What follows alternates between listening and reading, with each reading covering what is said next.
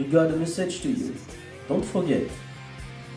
We need you at the Quai de Son Festival at Magland on Sunday the 2nd of July. See you